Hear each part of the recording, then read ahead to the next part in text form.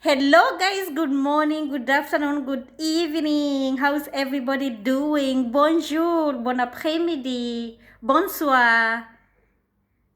I know French.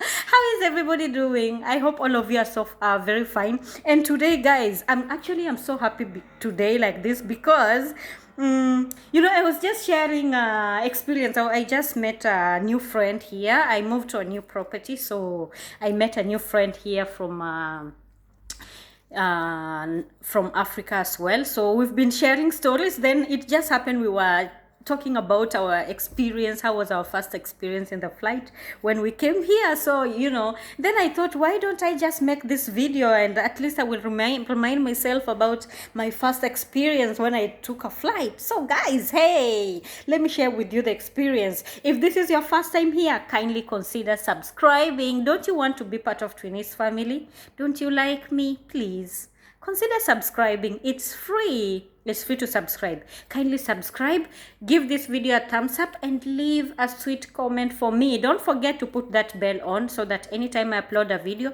you will get to see the videos that I post, and you'll be updated.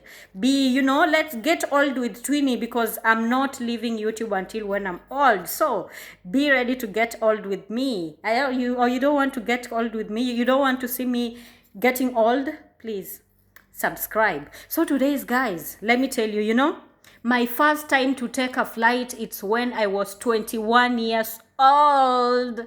I know many people, they take flights when they're still young. If you're born in a rich family, hey, thank God. Some of us, we didn't have that chance.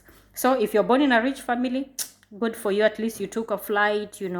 For me, okay, I will not say I was born in a poor family. I was born in a medium family because, okay, both my parents, my mom and my dad, they were on the payroll, so we never lacked school fees, medical, food. We never lacked anything we wanted, we had it. So I will say I came from a medium family because, yeah, so long as we managed to get everything we needed, that's the most important thing. So most of the time, as all of you guys know, some people, they don't know, I am a Kenyan. I'm a Kenyan lady, originally from Kenya, and I come from like my tribe. I come from Kitale. You understand? So people from Kitale, most of the time we stay, like I will be traveling, we stay only Kitale, Nairobi, or Naivasha. So all that. So most of the time, if I want to travel, Mombasa, we stay there, but it wasn't for a long time. I remember we were staying in Ukunda. We stayed in Ukunda for quite some time. It was about around 5 years. It was not so long. So yeah, but most of the time, Nairobi and Kitale, Naivasha, I've been there for so long. So yeah, that's the most areas we travel. And guys, as you know, those people, Kenyans, they know most the means of transport we use. It's always car.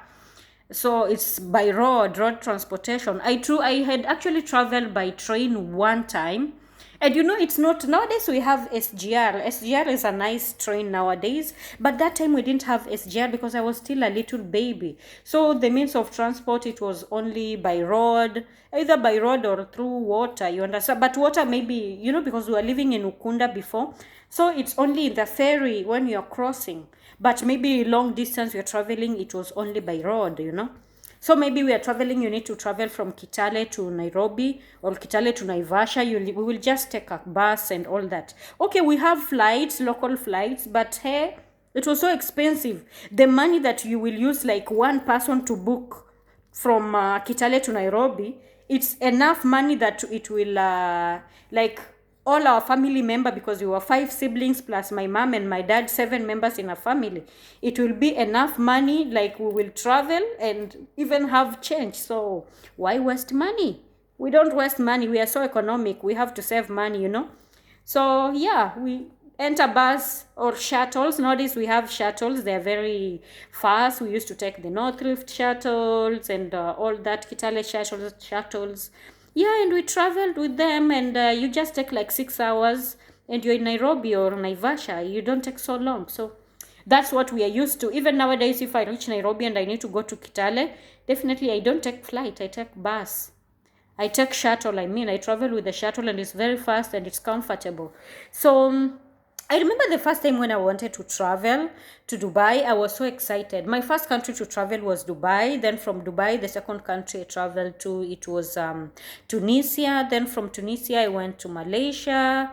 From Malaysia, I also went to Vietnam. But both Tunisia, Malaysia, and Vietnam, I was only going there for a visit. So, but Dubai, that's where I traveled to stay. So I remember when I traveled, the first time I traveled to Dubai, I was coming...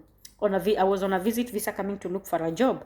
So I was so excited. You know, when we were still little kids, we will see a flight and then we will be waving, hi, hi. And I still remember one day I told my sister, one day I will also be on a flight. I remember very well we were in the village playing football, and I told my sister one day I will be on a flight. And guys, always have hope. If you have hope, everything you want, it will come to happen. I had hope. I was just a little poor kid, poor village girl playing, and I saw flight. You know, when we see flight, during we had our president called Moi. During Moi's season, we used to pick coins anyhow. You know, you can pick money anyhow. So every time they used to tell us, like, when a flight is passing, it's Moi who is always dropping money. So he will be dropping money, money, money. That's why sometimes we used to pick coins. I don't know if it was true or not, because actually nowadays it's so difficult to pick money in Kenya. But before, you could just walk and pick.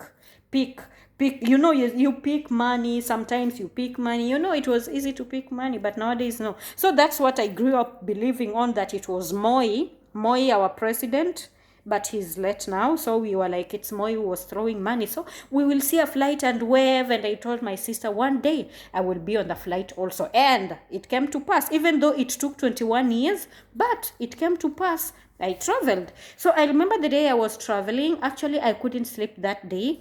I was so excited. And at night, I remember my mom was in Kitale. It's only my sister who was in Naivasha, but she was not able to come and assist me because she was pregnant by that time and she was almost due, so she couldn't travel. And you know, from Naivasha to Nairobi, it's a distance like 2 hours, so she couldn't take me to the airport. So it's only my dad who took me to the airport. So I remember that night I couldn't even sleep. Like, that was the longest night I've ever had because I was so excited. I just want to be on a flight. I want to have this experience. You understand?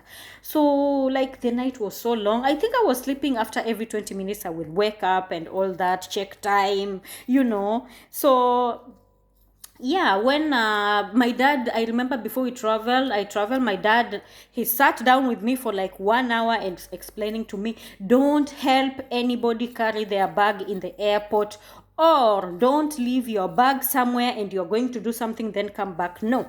My dad, actually, thank you so much, Daddy. At least you gave me a good advice. Because, you know, many people, they always help other people in the airport. And you maybe someone tell you, help me to carry this bag, you know, or maybe you will meet someone in the country, in the country you're going to, someone will take that bag. You never know what's in that bag. Maybe there is drugs and they will... if they catch you with drugs, if it's in Kenya, that's a life sentence. If it's in other countries like Malaysia, that is, they will kill you. You'll die. So don't help anybody. Besides, we need to have a good heart to help people, but not in the airport. Not in the airport, please. If you've never traveled, don't. Or maybe you've traveled and maybe one day, especially in Dubai airport, guys, we have a lot of people outside near Dubai airport, outside the airport. They always like, especially, is it Terminal 3 or Terminal, I don't remember, I think Terminal 3. A lot of guys there, they always ask, are you going so and so place? Please help me to go with this luggage and all that. Please don't tell them, no, you don't know this person. Even if it's your, don't help anybody. If you don't know even if you know people, please don't. You might end up in trouble. Once they catch you with the drugs, you are the one who will be jailed or be killed. So just be careful. Don't help anybody. So Daddy, I thank you so much. At least you gave me a good advice. Also, my dad told me, make sure you eat in the flight because, just even my friend now, she just told me that the first time she traveled, she never knew that the food was free in the flight. She thought that she was supposed to pay for it. So when the crew, they came with the food, she was sleeping. Then they woke her up 2 times and told her, eat. And then she was like, no, I can't eat. I don't want to eat. Because she thought like you're supposed to buy food. And when you're coming to look for a job, you don't have enough money. You just have money that like you have to be economic because you need money for your accommodation and food and all that. So you cannot just waste food money anyhow. So she was also refusing. Everybody, they have the experience. Let me know if you have any experience when you took your first flight. Some people, they will not eat because we don't know that when you pay the ticket, like your food is guaranteed. Though we have some flights like Air Arabia doesn't guarantee food. You have to buy food inside. But most flights like Emirates, Kenya Airways, Qatar Airways, Ethiopian Airways, Rwanda Air, like flight, the food is always guaranteed, you understand, in other flights. So remember the night, I remember when I went now to check in, when my dad took me to the airport, then he had to leave because he cannot stay there for so long. Like that, there is, when once you enter inside, now the person, if you're not traveling, you cannot enter inside. So my dad had to leave. So I went to do check in. I was so excited, and I remember when I went to do check in. I still remember the lady who served me. Her name was Wanjiro. I don't remember the second name, but I just remember Wanjiro. She was so sweet to me. She was very nice. I remember when I was checking in, then when you check in, the luggage will go. Now that was the embarrassment, how I embarrassed myself. The luggage will be going after check in. So when I saw my luggage going, I shouted, and people looked at me like, no, no, no, no, no, mzigo wangu, like my bag, you understand? I need my bag. And then she told me, no, your bag, you will get it once you reach your destination. Okay.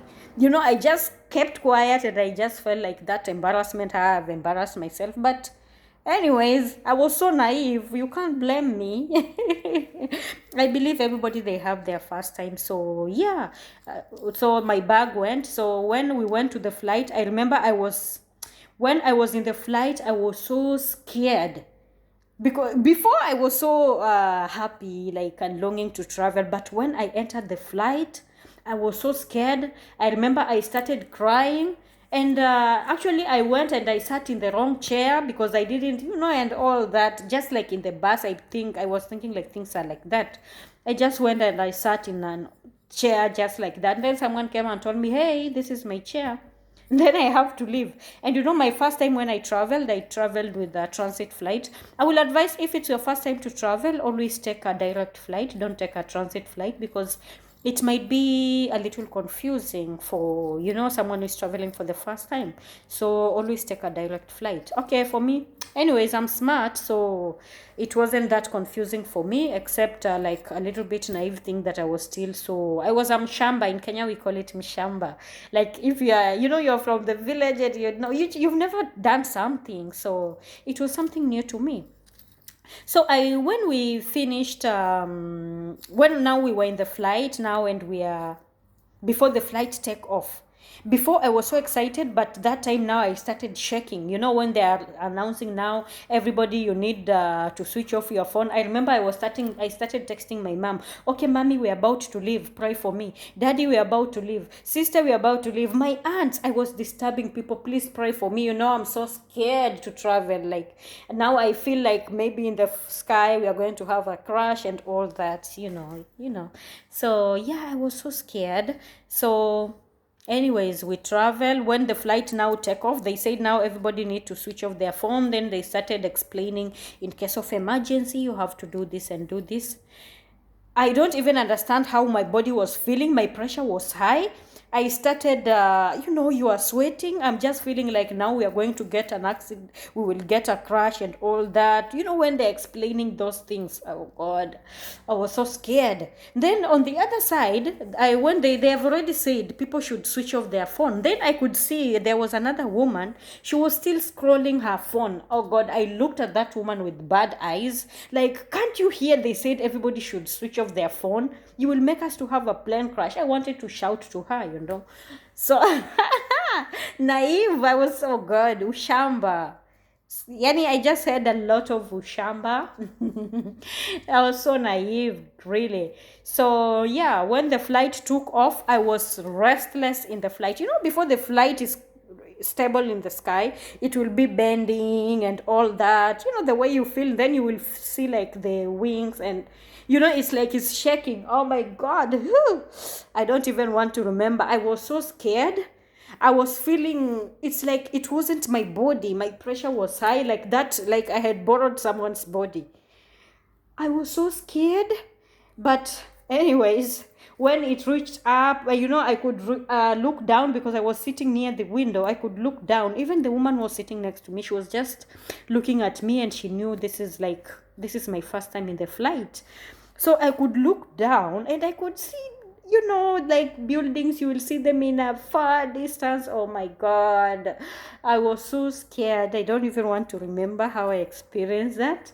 But anyways, and then anytime they're announcing, if there is announcement in the flight, they'll keep on announcing. Once I hear announcement, I was so scared. I'm thinking like they're announcing like there is an emergency. Oh God, I was so naive. And then when we reached Rwanda, another thing that I embarrassed myself was again my luggage. So I could see many people, for me I had only a handbag and the main bag, big luggage. I didn't have any like hand luggage and all that. So I could see other people with their hand luggage. But for me, so I was like, why did that lady Wanjiru told me that I will get my bag when I reach my destination, but I can see other people with their bag. So I wanted to go down. When we reach, in Kigali, when we reached down, then I went down. I am asking those people my bag. Then they told me that, that we have people who are directing you, go like this. Then I told her, no, I need to get my bag. So I thought like they are going to open the boot, like the flight, they are going to open the boot and we take our bags and all that. So she told me, no, just go like this. Once you reach there, once you reach, you will get your bag. So even he didn't know if I'm on transit or not. Anyway, he just told me go like this. So I just went, actually that guy didn't give me he gave me correct information, but he did not explain to me very well. I just went, but I was still scared because I can see other people with their bags, but why not me?